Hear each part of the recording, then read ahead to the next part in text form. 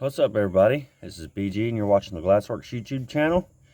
I'm going to show y'all a little thing today. If y'all are like me, most any other American, you have, older, high mileage vehicles. Stuff tends to wear out on a breakdown. Can't afford to go buy a new one. Can't afford to take it to a shop. I'm going to show you how today to replace your coil packs on like a 07 through I think 13, 14 Expedition. Should be the same with F-150s and things like that as well. After a little while, these coil packs wear out. Buying the OEM brand new ones are rather expensive. I think the last place I found them were $89 a piece, and there's 8 of them. You can find them on eBay, but you run the risk of a lot of those on eBay or counterfeit fake parts. So what I ended up doing was, you can either go to your local parts store, buy some for $300 something. If you're like me, money's tight, $300 just ain't easy to spend. Or get on eBay, Amazon, find you some that are cheap, $50, $60, $100, something you can afford. It'll help you get you down the road just for a little bit longer. Now, the coils that are on this thing right now, I bought on Amazon like 60 bucks, lifetime warranty. Let's see, I bought them about 3 years ago, and I've got one of them that started to fail. So, I mean, they're cheap Chinese. They lasted me 3 years. They've gotten us up down the road, got my wife and kids where we need to be, so I can't complain. Unfortunately, I could not find where I purchased them. Apparently, it was on the old Amazon account. But I did find some on eBay, pretty much the same ones that I've already got. Same type of warranty, about 60 bucks. So I'm going to show you what it takes today just to put them in your truck. Take the old ones out, put the new ones in, and I'll show you what these little coil packs look like. Like I said, these are just like cheap, made in China. It says it on every one of the bags on them. But I got 3 years of use out of the last one, so I can't complain. Especially when I can't afford almost $100 a piece for new ignition coils. I just can't justify spending $800 on a 2007 model Ford Expedition with 276,000 miles. So here, let me flip this around and I'll show you what the coil packs look like, everything like that. Alright, these are the coil packs that I've got. They're real simple standard installation. Of course, I'll show you what you need to take off, but you'll have to make sure that you don't drop the screw that goes into that. That's going to be the hardest part. But let me move these out the way. You're going to start out. You're going to take all these 10 millimeters out. Loosen that one up for the intake. You'll lift this cover up and out of the way. And then there'll be one more. 10, I believe it is, right there. I'm sorry, 8 millimeters. These are all 8s. You take that loose and you remove your intake out of the way. Now, one way to tell if you've got a bad coil problem, you start getting misfire, spitting, sputtering. Car wants to bog down under acceleration, doesn't want to accelerate. Ours got to the point where it was missing so bad that it was trying to, it wouldn't die, but it wouldn't go down the road. I mean, it wouldn't gain speed, wouldn't gain acceleration, especially at lower RPMs. And yeah, it was a mess. I can't have my wife and kids and anything like that, especially on busy traffic roads. So like you can see my old coil packs now that I've got in. The hardest ones to get to are going to be the ones back at the very back, and they're not really hard to get to. It's just the screw that's on top of them. You see those screws? It's each one all the way down's got one. Now when you go to replace them, you just pull this clip back right here, slide it over out the way, pull the bolt out on every one of them. And I do want to give you fair warning, if you're driving one of these older Fords or Lincoln Navigator, whether it's Expedition, F-150, these clips get brittle and they break. You see that right there? I've already lost one of the clips. So on this one right here, if it doesn't want to snap back down, I may have to do a little zip tie and just to hold it down, keep it tight. But, I mean, you got to do what you got to do. And I think you can get these clips on eBay, but they're hard to find. You can go to the junkyard and cut some off of another vehicle if you get lucky. My unfortunate incident is this Expedition, in the last about 4 years that we've owned it, there's only been one in the junkyard. So it's been pretty picked clean pretty well over the last few weeks that it's been there.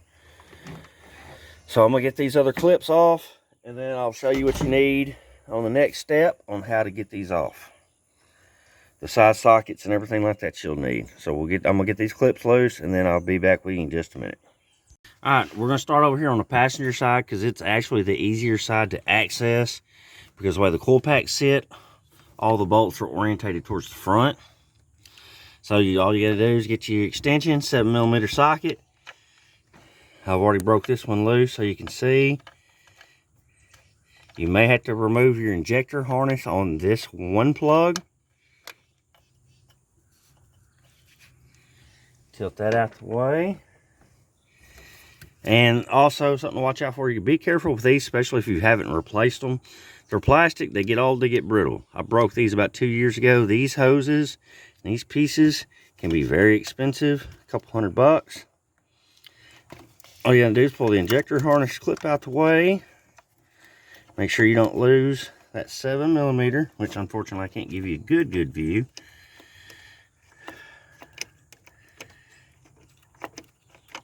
They're kind of long-winded screws. Pull them out, set them off to the side where you don't drop it. Now, as long as you're not replacing your spark plugs too, you really don't have to worry about vacuuming out these valleys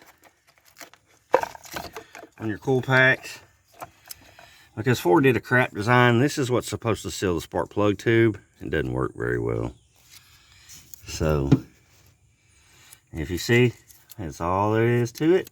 And then you just drop your new one in, lock it in place. There's like a little lock right here that will sit down, and it'll sit right against, if I can get a good enough angle for you, there's this little metal lip right here that sticks up.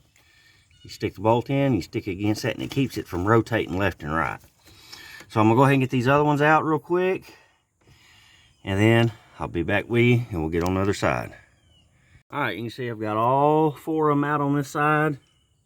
It can be kind of a daunting task, I guess you'd say, if you got bigger hands like me, or bad back, bad hands, things like that, because it gets to be kind of a tight fit back here. Now, like I said, the passenger side is the easier side. The driver's side's going to be hard because you have to be under this firewall with the bolt farther to the back. That's the hardest one of all of them, but it is able to be done. Now, you take this thing to a shop, tell them you want coil packs, all that stuff replaced, they're liable to charge you 4 hours labor, possibly more, possibly less, but I doubt it. But you're looking at possibly over $1,000 to do this job.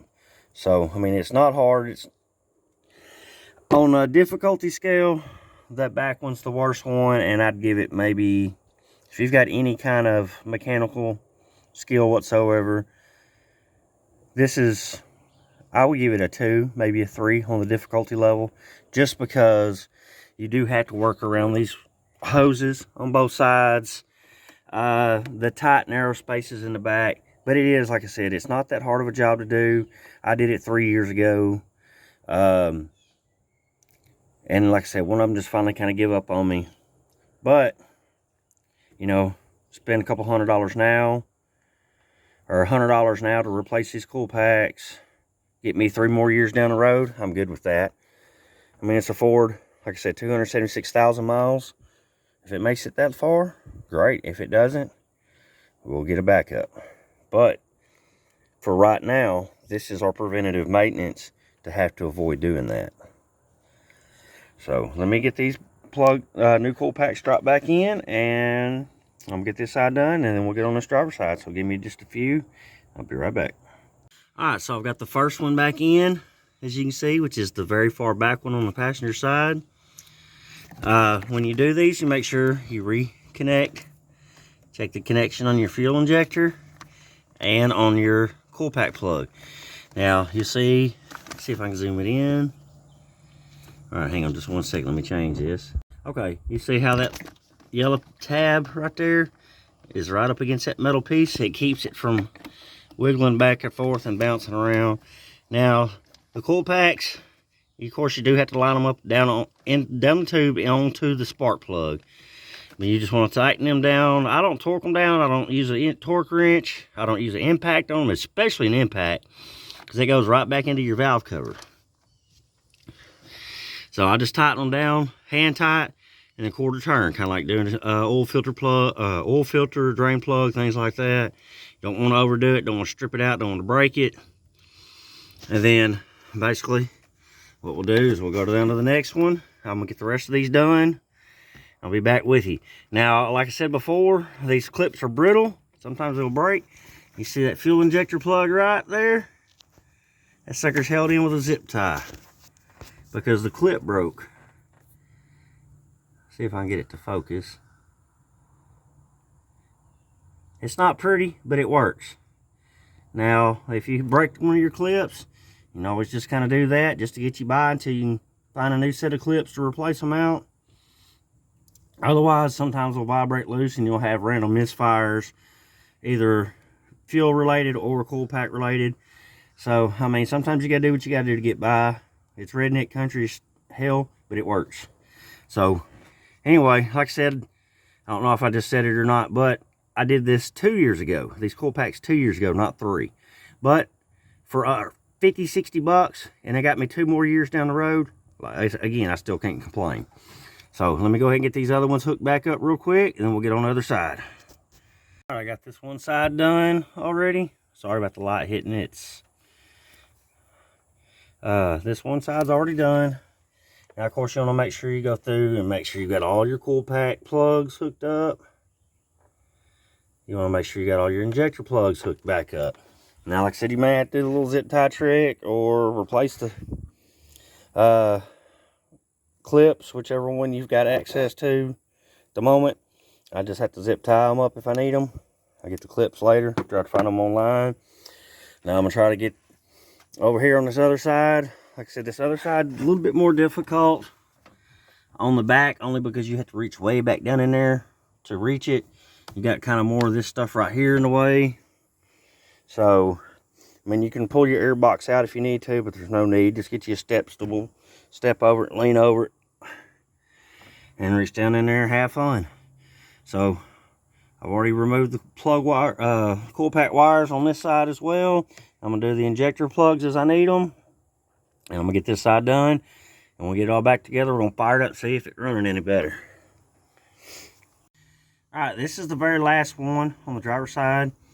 If you can see how far back down in there that is, that's why I'm saying that is the hardest one to get to. Now, a good swivel, a couple of extensions will work, but I don't generally do a lot of work where I need 1/4 inch drive stuff. So, this is what I've got, and I do have a swivel to put on it. It will help, but that's basically how far down in there you have to go. Now, that's about, I don't know, 5-6 inches at least deep underneath the firewall. So like I said, there's not a lot of room to work, if you can see that. So that one's the one that raises the difficulty level up some. But if you're watching this video, I got faith in you. You can do it.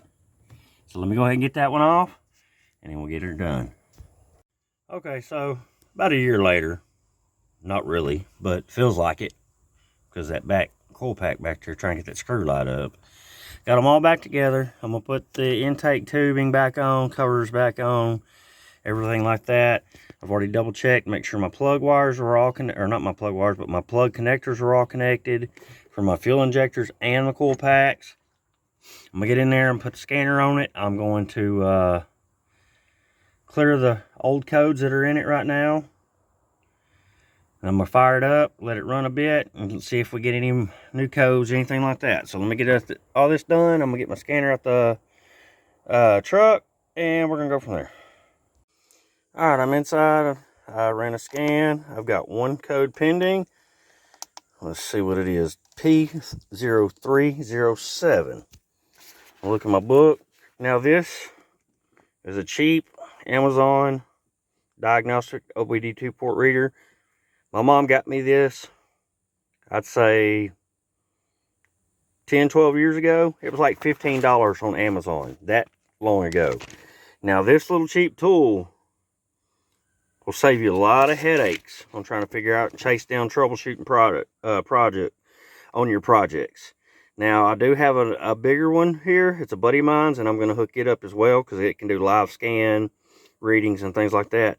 But just simply right there, that told me what's wrong, what my issue was. P0307.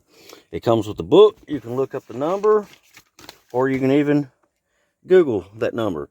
Now the number we got was P0307. General misfire cylinder 7 detected. Cylinder 7 misfire detected. See the codes. Now, when you get these cylinder misfires with your coil packs, they can get so bad that it causes multiple misfires because the computer's trying to adjust itself. And that was the issue I was having. This particular coil pack started going bad, and it was misfiring so bad that the other, it was causing a misfire on multiple cylinders. When you have the multiple misfire cylinders, you'll get your vehicle be sitting there bouncing, shaking at an idle, kind of like you got a big cam in it or something. It'll bog down when you try to accelerate. It'll even to the point where it will make transmission not when you want to shift out correctly. So I'm going to go here, erase. Yes, erase done. Let it do its thing. Rescan. Now this is a simple, cheap tool. No codes detected. All right, I'm going to turn my key off. Disconnect my scanner. And I'm going to connect this better scanner up. And we're going to crank it up and see what we're doing. So give me just a minute. I'll be right back. All right, I got the scanner put on. Got the truck running. Diagnostics. OBD2. Run a scan. No codes found. Monitors, everything shows okay. Erase. Let's hit yes.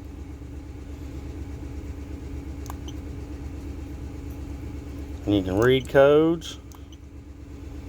Now this is Syntec. This came from Harbor Freight. Harbor Freight is a lifesaver on a lot of diagnostic tools.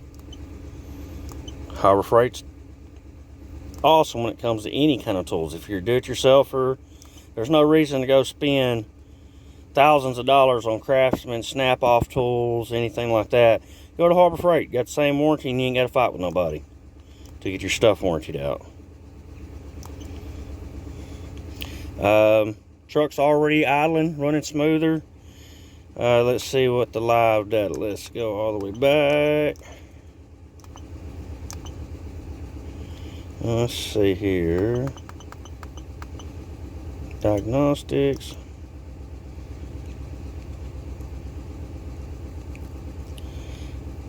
Alright, no, everything's still showing good. Monitors. Erase previous data. Let's go say, I don't know what those numbers are, but let's go look right here. Live data. Now this is a really cool feature on this one. View data. Complete data set. You can see what everything's doing. I give it a little bit throttle. It jumps up.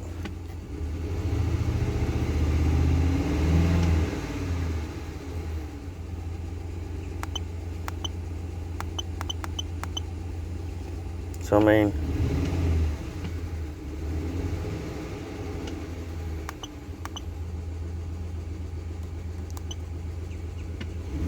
you can do scans on miles, warm up. I mean, there's all kinds of things you can do with these little tools. These tools are very, very helpful. Let's see.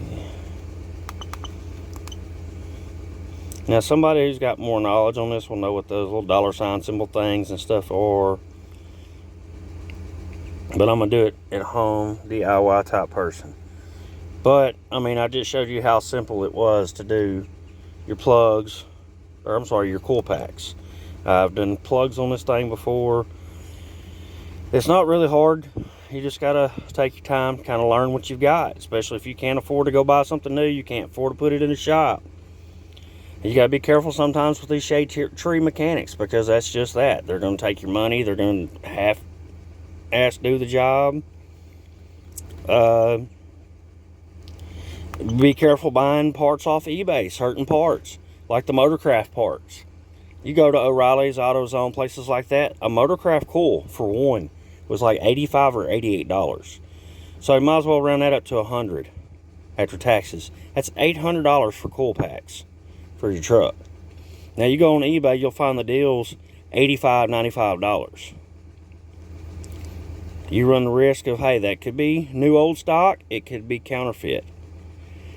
But when you see the things on there for $98 for 8 coil packs and 8 supposedly Motorcraft spark plugs, I'd shy away from it. Because I paid, just a few months back, if you look at my community tab, you'll see I paid about $150, $135 to $150, something like that.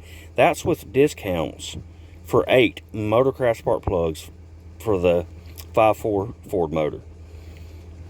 So if you go on eBay, be careful. I mean, I understand money's tight, you want to be cheap to make it by. That's how we did it. These coil packs, I bought these same packs 2 years ago from Amazon. They ran, they worked, they did what we needed them to do. They made me 2 more years down the road. I put another set in. Let's see if I can get another 2 out of it.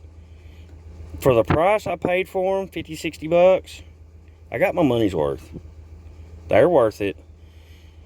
Don't be afraid to try to do things yourself. Don't be afraid to try to do it yourself if you can. I understand money's tight. It is for everybody.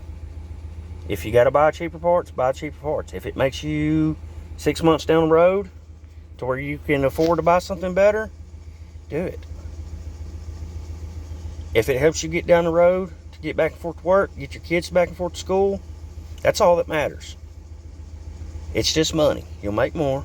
You'll get there when you get there. I know times are tough. Trust me, believe me. I'm living it myself. But it doesn't hurt to learn how to do this yourself so you can save money. Whether it's you're doing this for your wife, your mama, your sister, your daughter, anybody. A neighbor down the street, elderly couple down the street. If you can learn how to work on these things yourself, general basic mechanic knowledge, make you a little extra money on the side. I used to do it. I can make hundreds of dollars a day, depending on the jobs. But I got out of doing it due to health reasons. But they're not hard. Doing this kind of stuff is not all hard. It just takes the time. I know it can be frustrating, especially when things go down at dire moments, because it seems like when you need it the most is when it's going to break. But I got faith in you. You can do it. If you have any questions, comments, need help, anything I can try to do, I don't care if it's on the Expedition, the Mustang, the Fords, Hondas.